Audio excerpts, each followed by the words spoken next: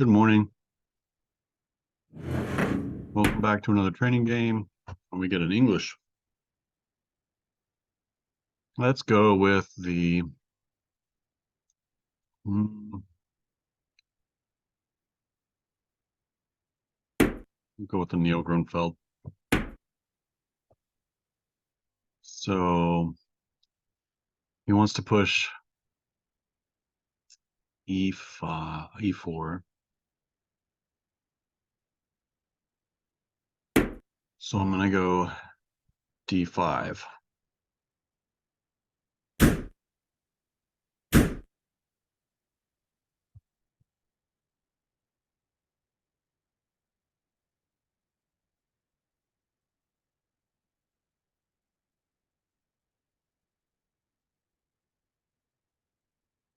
He does have this similar idea from the mainline Grunfeld. Difference being that he hasn't advanced this pawn yet. So he's going to be in Keto, attack over here. I'm going to support it with C6.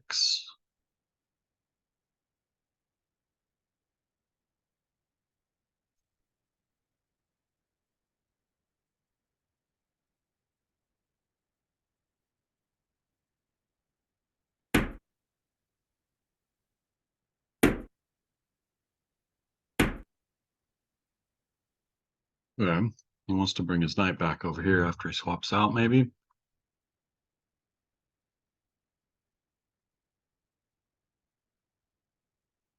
Wonder if I could provoke weakness with bishop to g4, hitting the knight. I think then he just develops the queen. But it is a developing move.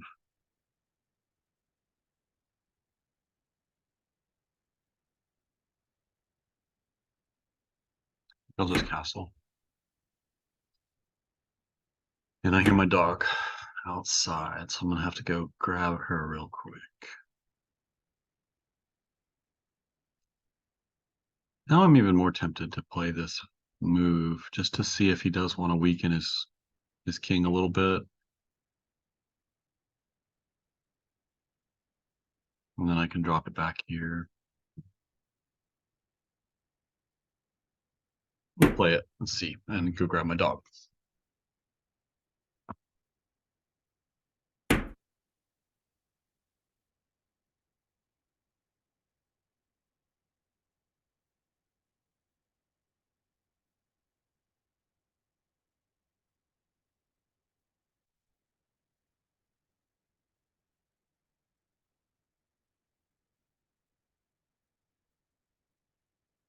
Okay, so he does want to kick the bishop, and he does it with the H pawn.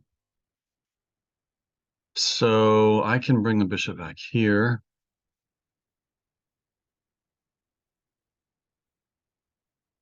Lift the queen and threaten the H3 pawn.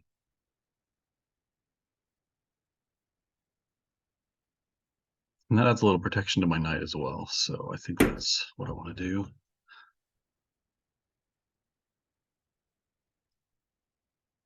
Would have liked to maybe had this pawn advanced first, but it's not a terrible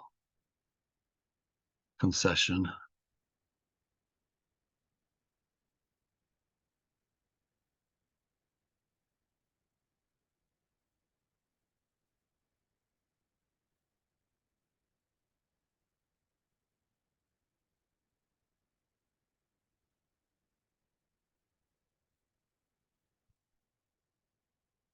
Ooh, coffee's cold.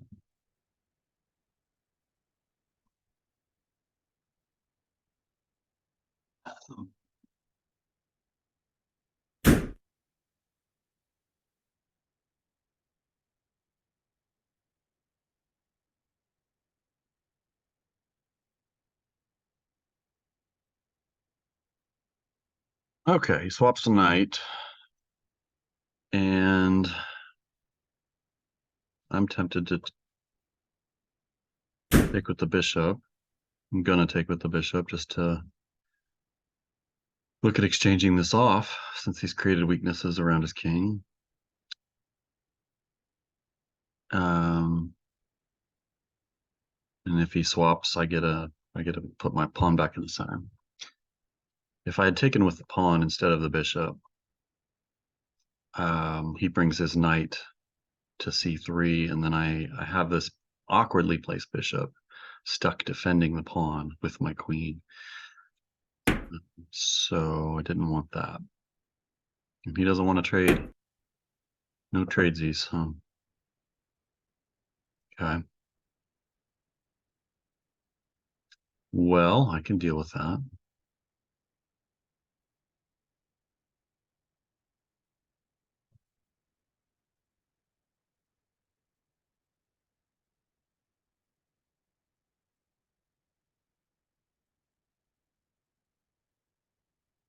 Expecting knight here.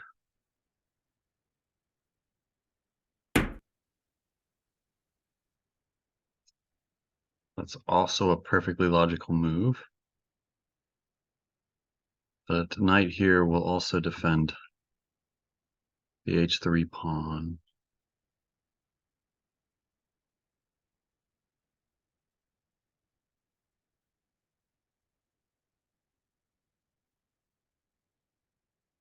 I think maybe queen b6. Maybe trying to tie down the bishop for a minute. Swing this rook over to the d file is a standard Grunfeld idea. I need a plan for this knight, however.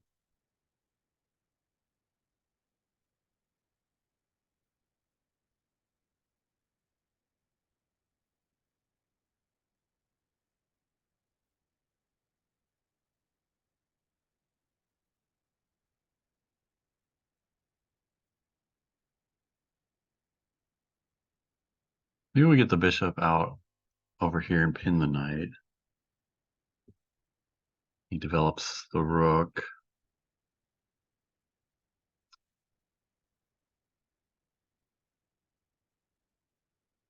But then we can take the knight.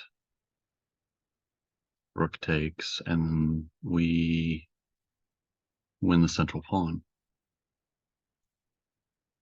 I think that's a solid idea. Only 2 defenders and 2 attackers. He doesn't have to swing the rook over, though. He can push the pawn to defend this one.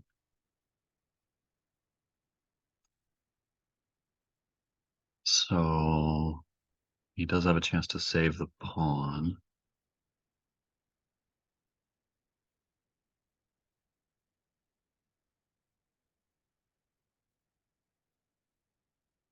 And then I do go queen out and rook over.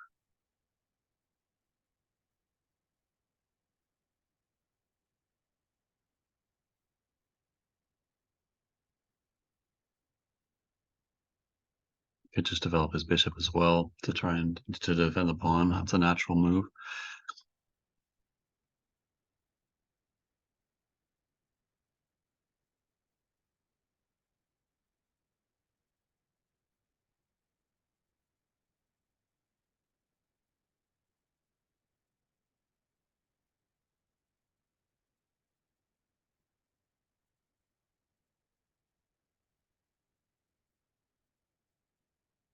He goes bishop out, and I go queen b6 attacking. He pushes, threatening my bishop.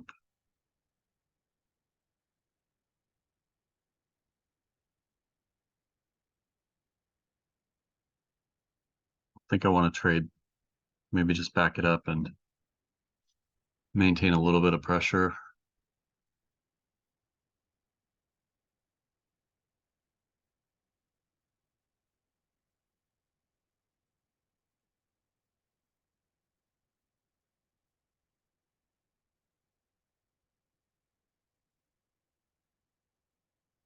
This bishop development is his best move.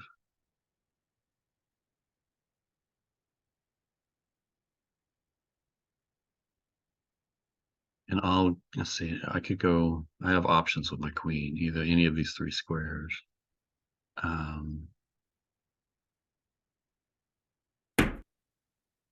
Okay, he pushes the pawn.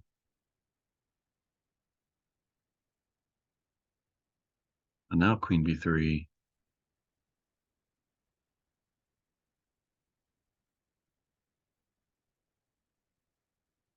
A pawn push would hang the rook.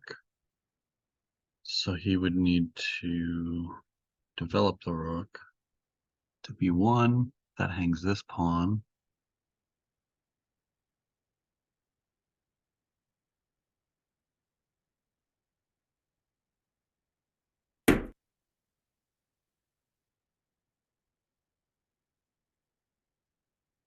Queen here to defend both of these. That also attacks my bishop.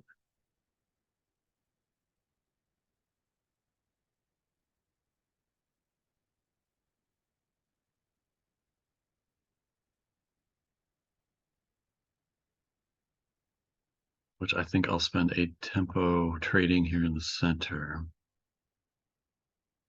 while I have the opportunity. I'm not really threatening to take the b2 pawn because then it gets pinned.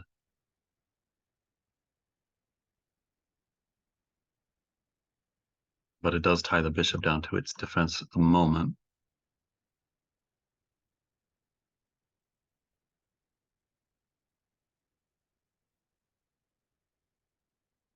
Queen here. And queen a6.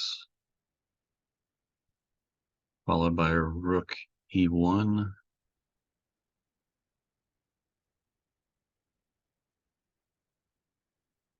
Then maybe I attack the queen.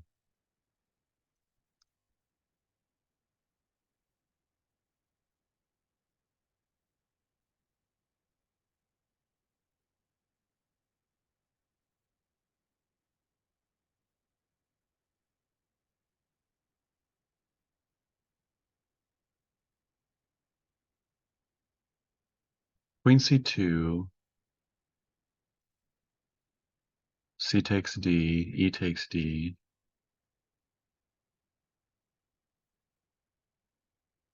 Queen a6, rook e1.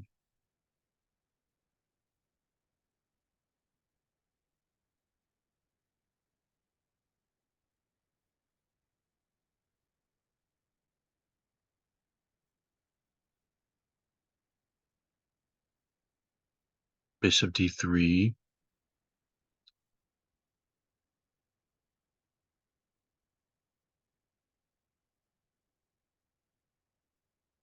Queen d2.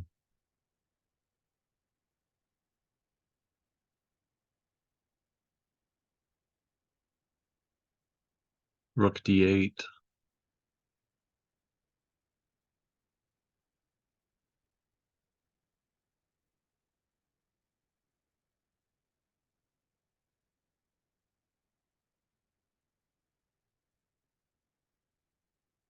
I need to get this knight out.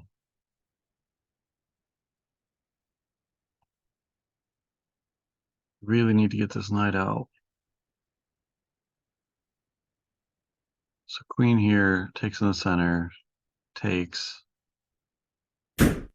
Oh, he just develops my knight for me. That was my only problem.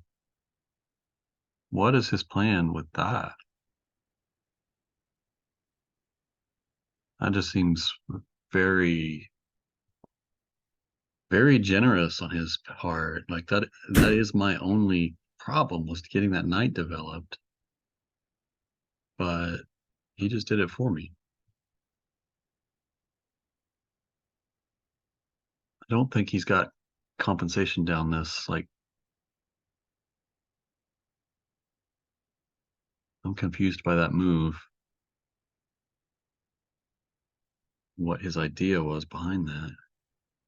I have a much easier game now, I think. Okay, so I don't get to support the bishop with the pawn, but I do still have queen h6.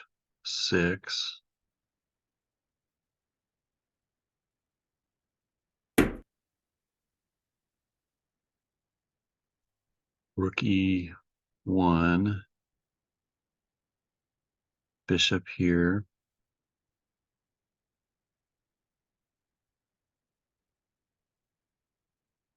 And now my rook just gets to come. My rooks get to come to the center with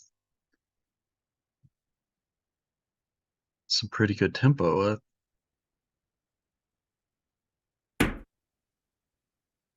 Okay.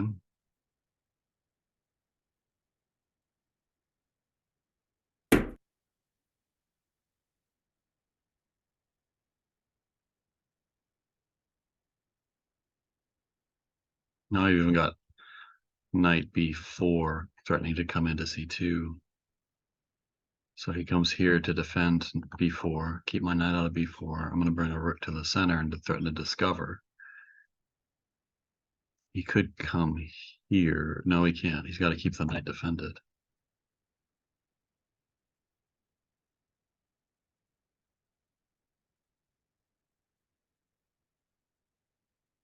Knight hangs if the queen leaves, so here or here is it, and this is the only one that keeps the knight out of here. But now, got to discover it against the queen. And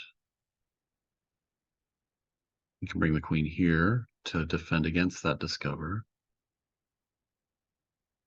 But then I get my knight to b4, and that's a very nice fork.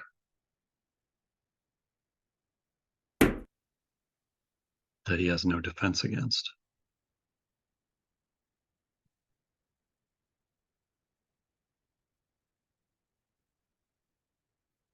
Develop his bishop just to get things connected on the back rank.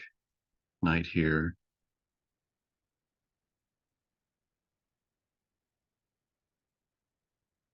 And he's losing an exchange. Maybe more. He protects the queen, moves the queen somewhere. And then I take over here to deflect this knight, or this rook, away from this knight. Well, if the queen leaves, I've got this knight, so queen comes here to defend the knight. But knight takes the A rook will deflect a defender, and I still win the knight. So I think I might go up a piece here if he's not careful. I don't know how he defends against that. Full piece.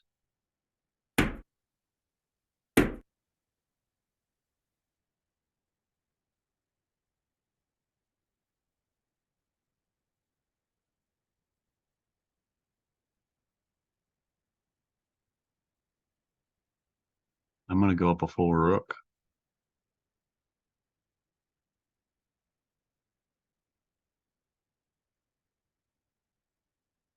And has to do with the fact that he just developed my knight for me. This has become a beast all of a sudden, and it did not have to be.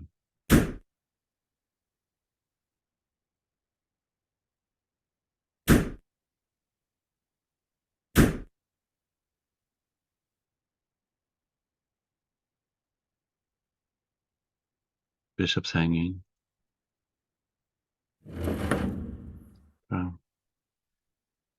It was a quickie. Not quite a miniature, but that pawn takes c6, I think, was a blunder, if not at least a mistake. It doesn't appear to be a blunder. There's no blunders by either of us. The Anglo Grunfeld.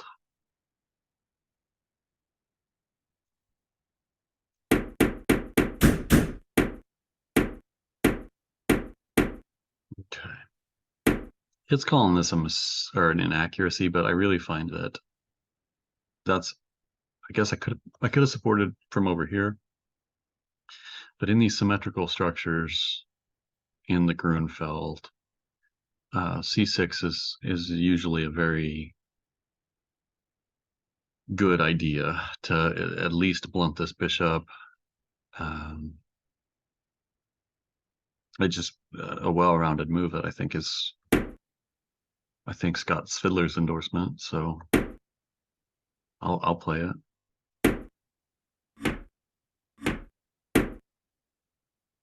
White has a 0.4 edge. Takes in the middle is a mistake, and black gets a 0.4 edge here. This isn't where it falls off a cliff, though, and that's got to be the pawn exchange. Also calls that an inaccuracy. I should have come here and pinned the pawn immediately, or pinned the knight immediately. There's no blocking here. Okay. I could have seen that idea a little earlier before he pushes forward, but I think he pushes forward anyway. And I just moved the bishop to where I should have moved it to begin with. This was a mistake on my part. 0.5. A 0.5 edge for white here. What's my better idea?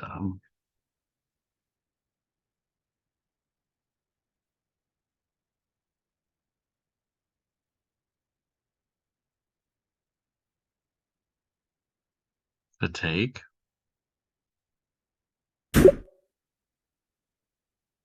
Yeah, C takes his best. I should have taken when he offered that up. But he takes back.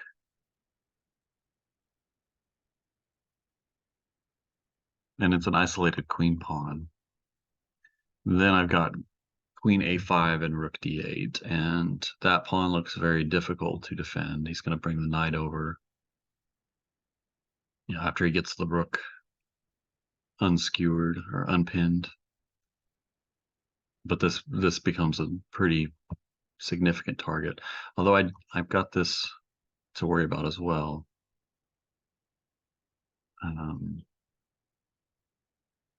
So it's a game of chess, but I have a target. Makes sense. And that was his mistake. He gives me a pawn takes pawn here. Gives black almost 3 full points, 2.9. And he just solves my only significant problem, which is developing the knight. Don't solve your opponent's problems for them. Make them solve them themselves. From here on out, I think I'm just crushing.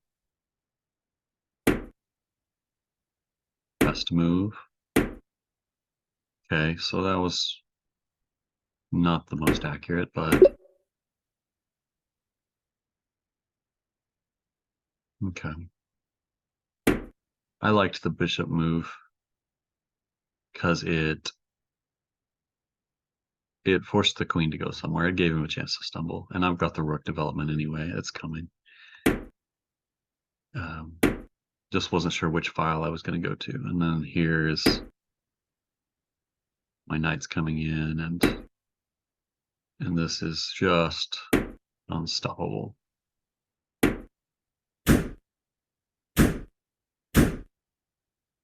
Man, he resigns. He's got to come here to defend the bishop, here or here, and